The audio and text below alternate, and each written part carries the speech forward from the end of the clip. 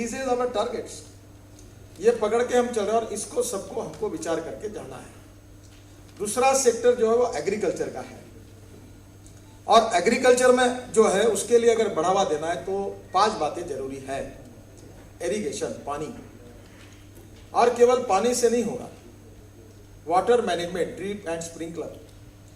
आज कावेरी का पानी के लिए 2 राज्य लड़ रहे हैं, पर मैं कभी कभी सोचता हूं कि अटल जी की बात मानी जाती तो इस देश में इस बात पर विवाद नहीं हो रहा है कि हमारा कितना पानी सागर में मिल जाता है, उसको हमने कैसे बचाना और रिवर कनेक्टिविटी करके वो पानी हमने उपयोग में कैसे लाना, इसके लिए देश में विवाद नहीं हो रहा है। जबकि इतना बड़ा पानी हमारे देश का सागर में चला जाता है जिसका कोई उपयोग नहीं होता।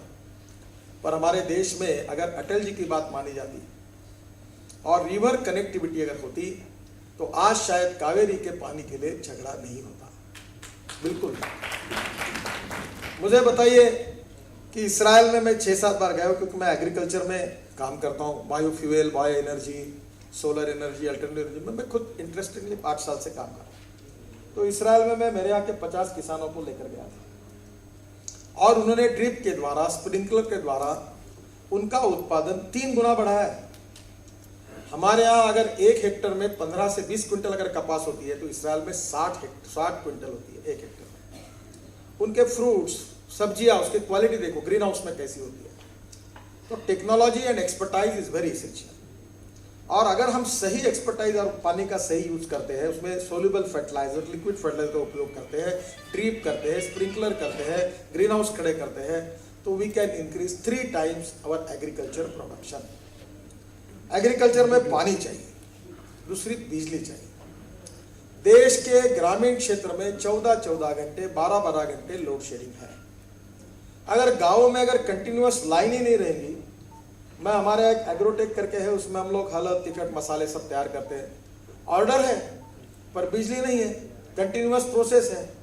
रोज आती 2 घंटे बिजली, आती 2 घंटे जाती, प्रोजेक्ट का बैंड बाजा बज गया। गांव में इंडस्ट्री नहीं चल सकती, गांव के लड़के, किसानों के लड़के, आदिवासियों के बच्चे रात को अध्ययन नहीं कर सकते। गांव की परिस्थिति बहुत खराब है और इसलिए एग्रीकल्चर की उन्नति, गांवों की उन्नति करनी है तो 24 घंटे बिजली चाहिए, पानी चाहिए, बिजली चाहिए, फिर कैपिटल चाहिए। अब आज स्थिति ऐसी है कि मर्सिडीज गाड़ी अगर खरीदनी है तो ब्याज का दर 10% है और क्रॉप लोन लेना है या ट्रैक्टर खरीदना है तो 14 से 15%। मुझे बताइए, देश का किसान आत्महत्या कर रहा है। मैं जिस क्षेत्र से आया हूं वहां 10,000 किसानों ने आत्महत्या की है, सुसाइड्स किया है।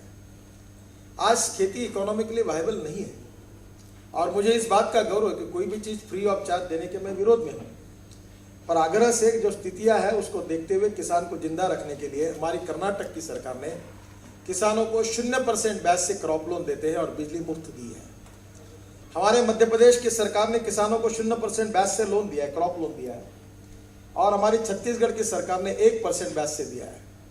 हम किसान को जिंदा रखेंगे तो देश जिंदा रहेगा। गांधी जी कहते थे कि हमारा देश गांवों में बसता है। आज गांवों में लोगों को एम्प्लॉयमेंट नहीं है, क्वालिटी लाइफ नहीं है, स्कूल्स नहीं है, रोड्स नहीं है, और गांव के लोग दिल्ली, मुंबई, मेट्रो सिटीज में आ रहे, झुकी झोपड़ियां बढ़ रही है, हमारे अर्बन प्रॉब्लम बढ़ रहे हैं because of our wrong economic policies. मैं आपको बताना चाहता हूं, जब मैंने प्रधानमंत्री ग्राम सड़क योजना बनाई थी और नेशनल हाईवे का 4 लेन में रूपांतरित करने का अटल जी ने जो मुझे काम दिया था, तब मैंने उनको मेरे रिपोर्ट पर मुख्य पृष्ठ पर एक वाक्य लिखा था अमेरिकन प्रेसिडेंट जॉन केनेडी का। वो वाक्य ये था कि American roads are not good because America is rich, but America is rich because American roads are good. आज 65 साल के बाद गरीबी हटाओ के पंडित नेहरू जी प्रधानमंत्री बने, उन्होंने गरीबी हटाओ का नारा दिया, फिर इंदिरा जी ने गरीबी हटाओ का नारा दिया, फिर राजीव गांधी ने गरीबी हटाओ का नारा दिया, फिर सोनिया गांधी ने गरीबी हटाओ का नारा दिया, अब नेहरू जी का पोता भी गरीबी हटाओ का नारा दे रहा है, पर गरीबी दूर नहीं हुई।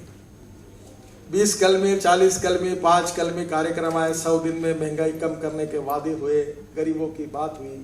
परिस्थिति है कि गरीब गरीब होते जा रहा है और धनवान धनवान होते जा रहा है। जो सोशियो इकोनॉमिक सस्टेनेबल डेवलपमेंट की बात गोपाल जी हम सब कर रहे हैं, वो कैसी होगी? गांव, गरीब, मजदूर, किसान का कल्याण कैसे होगा? ग्रामीण क्षेत्र में रोजगार की निर्मित कैसी होगी? कृषि क्षेत्र को सस्टेनेबल ग्रोथ में कैसे ला सकेंगे? हैंडलूम, हैंडीक्राफ्ट्स को प्राधान्य मिलकर गांव में रोजगार की निर्मित कैसे होगी? इन सब बातों पर हमको एग्रीकल्चर और रूरल डेवलपमेंट के बारे में सोचना होगा। और इसलिए एग्रीकल्चर में pre cooling plant, cold storage और स्टोरेज कैपेसिटी चाहिए। स्वाधीनता के 65 साल के बाद हमारे कृषि मंत्री कहते हैं कि इस देश में हर साल 58,000 करोड़ का अनाज सड़ जाता है और मेरे अंदाज से 60 से 65,000 करोड़ के फ्रूट वेजिटेबल्स सड़ जाते हैं। अब मुझे बताइए कि इस देश में अगर सड़ता है तो क्या इसके लिए pre cooling plant, cold storage capacity बनाने की भी हमारी लायकी नहीं है? क्या इसके लिए भी हमको एफडीआई रिटेल की जरूरत है, क्योंकि देश में हम गोडाउन भी नहीं बना सकते?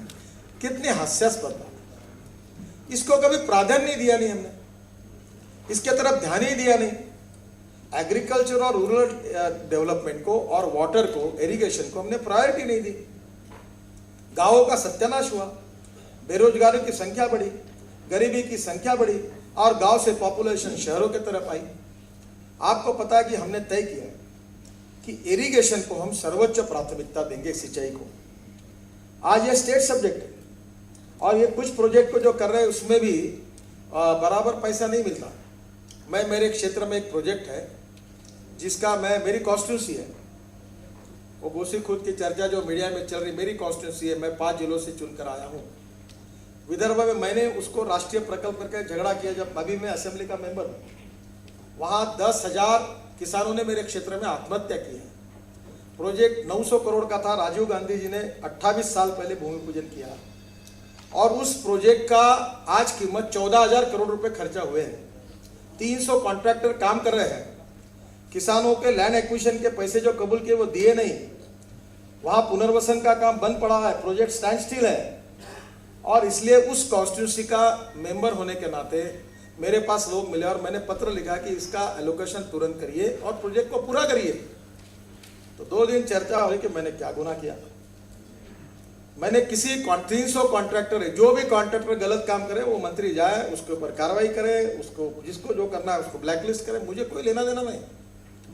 मेरे एरिया का प्रोजेक्ट कम करके अगर 10 लाख एकड़ जमीन पानी के नीचे आएगी तो मेरे यहाँ के किसानों की जान बचेगी। प्रोजेक्ट पर 14,000 करोड़ के डेढ़ एसेट हुए, उसको पूरा करिए।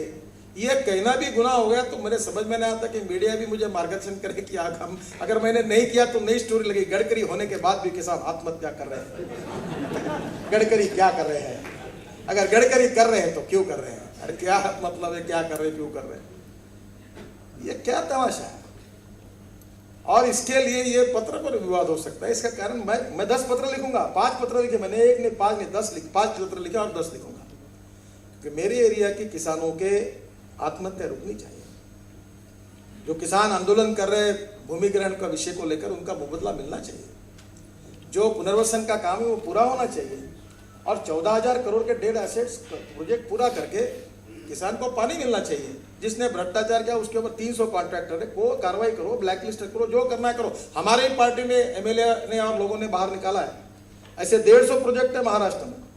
कॉन्ट्रैक्ट देने वाली सरकार इनकी, कॉन्ट्रैक्ट देने वाले ये, लक्ष्मी दर्शन लेने वाले ये, प्रोजेक्ट को 900 करोड़ का 14,000 करोड़ में ले जाने वाले ये, और ऊपर से मैं प्रोजेक्ट पूरा करूं तो भी मीडिया को मेरा पत्र देने वाले भी यही। और प्रदेश के कांग्रेस का अध्यक्ष भी पत्र लिखता है कि ये प्रोजेक्ट पूरा करो। मुख्यमंत्री भी पत्र लिखा है, ऐसी मेरी जानकारी है। ये मुकुल वासनिक मंत्री है, उसने भी लिखा है और अनेक सांसद और आमदारों ने, विधायकों ने भी लिखा है। तो मैंने पत्र लिखकर गुनाह किया, इसकी 2 दिन चर्चा, ये शोध पत्र करी। ये कैसा देश आ गया? तो इरिगेशन को प्राथमिकता मिलनी चाहिए और इसलिए इसको कॉन्करेंट लिस्ट में लाना चाहिए। ये बात भी महत्वपूर्ण है। अब जो महत्वपूर्ण बातें जो नेशनल रिसोर्सेज के बारे में जो है, उसके बारे में मैं आपके विचार के लिए कुछ मुद्दे आपके सामने रखूंगा। जल, जमीन और जंगल बहुत इंपॉर्टेंट है और इसके साथ साथ जो आपने वाटर रिसोर्सेज की बात की वो भी बहुत इंपॉर्टेंट है। उसके लिए तो अलग हमारा एक सेल भी है। मुझे पता नहीं था, नहीं तो मैं श्रीराम जो है हमारा बोला है ना, उससे आप बीजेपी के जल नीति के बारे में जरूर आप प्रेजेंटेशन लीजिए। जल, वायु, अग्नि, आकाश और पृथ्वी बहुत इंपॉर्टेंट है। हम 3 बातों पर विचार कर रहे हैं: ethics, economy, ecology and environment. हमारे विचारों के अनुरूप इन 3 विषयों को आधार बनाकर देश के भविष्य की विकास योजनाओं को तैयार करना, this is the structure of our philosophy. और उसके परिप्रेक्ष्य में विचार करके राष्ट्र के पुनर्निर्माण का विचार करके नीति बनाना, ये हमारा मकसद है। और इसके लिए और एक बात, कल हमारी ई गवर्नेंस की कॉन्फ्रेंस हुई। कभी आप यूट्यूब पर जाइए, 2 दिन की कॉन्फ्रेंस हुई, मुझे लगता शायद कल भी थी, आज शायद होगी, 2 दिन चली, 4 और 5। Good economic governance with e governance. हमारे मध्य प्रदेश की सरकार ने वो लोक सेवा गारंटी कानून निकाला है, जिससे आपको एनओसी चाहिए, कोई भी कास्ट सर्टिफिकेट चाहिए, आपको तुरंत मिल जाएगा 8 दिन में। मैं दुनिया के अनेक जगह पर गया हूँ, मंत्रालय में गया हूँ, कोई लोग ही नहीं दिखते। और हमारे यहाँ जो लोग घूमते हैं नेताओं के पीछे, मेरे समझ में नहीं आता क्यों घूमते हैं। इसका कारण हमको लोगों को घुमाने में बड़ी मजा आती है, नेताओं को भी और अफसरशाही को भी। घुमाओ, आ जाओ, कल आओ, दोपहर को आओ, देखता हूँ, करता हूँ, झूठ बोलना, ये क्यों करते हो? होता है तो हाँ, तो नहीं करता तो नहीं तो। और इसलिए मैं आपको जिम्मेदारी के साथ, ये एक ही विषय जो है, यही 1 दिन नहीं 10 दिन के कॉन्फ्रेंस का है। Good economic governance with e governance. नगर पालिका, महानगर पालिका, जिला पंचायत, पंचायत, राज्य सरकार, उसके सब डिपार्टमेंट, केंद्र सरकार, उसके सब डिपार्टमेंट, जुडिशरी, कारपोरेशंस, सब में अगर ई गवर्नेंस आएगा तो हमारा यहाँ का भ्रष्टाचार 80% कम हो जाएगा। Principle of accountability and auditing लग जाएगा। अब मैं आपको बताता हूँ, मैंने 8,000 करोड़ के काम इंफ्रास्ट्रक्चर में किए, और केवल मेरा डिपार्टमेंट था 2200 करोड़ का, 3200 करोड़ का, तो 39,000 लोग काम करते थे। और 8,000 करोड़ का काम जिन्होंने किया, Mumbai Pune express highway, flyovers, Worli Bandra sea link project और सब प्रोजेक्ट किए, उसमें केवल 49 लोग थे। कितने? 49।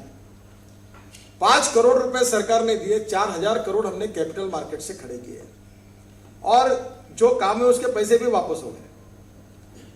जो सबसे बड़ा टेंडर आया था एक्सप्रेस हाईवे का, वो 3600 करोड़ का था, वो हमने रिजेक्ट किया। और हमारे भारतीय सरकारी इंजीनियर्स की मदद लेकर वो 3600 करोड़ का प्रोजेक्ट हमने 1650 करोड़ में पूरा करके 2000 करोड़ बचाए। जो फ्लाईओवर्स के प्रोजेक्ट 1800 करोड़ का, तो वो 1000 करोड़ में हुआ। ये सीलिंग प्रोजेक्ट आधा मैंने पूरा किया, जो आप टीवी पर देखते हैं, और 420 करोड़ में इसका कॉन्ट्रैक्ट हिंदुस्तान कंस्ट्रक्शन को दिया, काम शुरू हो गया। फिर हमारी सरकार चली गई, तो वो प्रोजेक्ट अब 1780 करोड़ का हुआ है, डिले के कारण। ये हो सकता है, और इसमें आप में से बहुत चार्टर्ड अकाउंटेंट है, आप समझ जाओगे, ये technical pre qualification and financial pre qualification, ये बहुत बड़ी बात है। अभी तो सरकारों में इतना ही बाकी है कि सफेद शर्ट पर काला टाई पहना हुआ जो व्यक्ति आएगा, वही ये कंट्रैक्ट लेने के लिए कैपेबल है, इतना ही लिखना बाकी रहा है। जो कॉन्ट्रैक्टर को काम चाहिए, वही प्री क्वालिफिकेशन के टेक्निकल और फाइनेंशियल नॉर्म लिखता है। आप सब फाइनेंशियल कंसल्टेंट है, आपको मालूम है जगलरी क्या है। और इसके कारण क्या हुआ कि ट्रांसपेरेंसी नहीं रही। अगर हमको राज्य चलाना है, सरकार चलाना है, पार्टी चलानी है, कारपोरेट चलाना है, तो 5 बातें जरूरी है।